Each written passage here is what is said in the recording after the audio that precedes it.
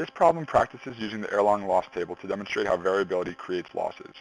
To determine the answer to part A, we're looking to find the probability that when an alarm comes into the company, all 5 of its guards are already dispatched, and therefore the call is sent to the police. To do this, we'll need to solve for R, which is the ratio of activity times, P, over the inter-arrival times, A. This ratio is the row input for the error-long loss table. In this example, we know that an alarm response has an average activity time of 90 minutes, and that the company receives 12 calls per hour, which implies 1 every 5 minutes if you do 60 divided by 12. This yields an R ratio of 18. The problem has also stated that there are 5 hired guards, which is the M value. Therefore, when you look up these values in the error-long loss table, you get a probability of 0.7402.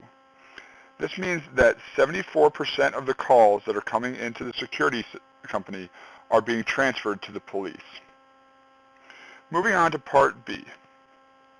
For this part, we must determine the number of customers lost because their calls were sent to the police. This would be the instances when the company has to pay the police $500. To do this, we'll use the formula for customers lost, which is equal to 1 over A times the probability of loss. We've already solved for all of these numbers, and we can just plug them in. We have an inter-arrival time of 5, and our probability of loss is 0.7402.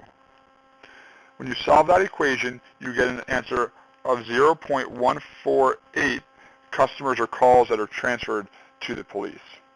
That's per minute. We want to figure out how many calls are lost over a monthly period. So we're going to multiply that times 60 minutes, times 24 hours, and times 30 days. That results in a total number of calls transferred to the police of 6,395 calls per month. If the police charges $500 for each of those calls, the security company is paying the police nearly $3.2 million a month, which does not sound like the business that you'd want to be in.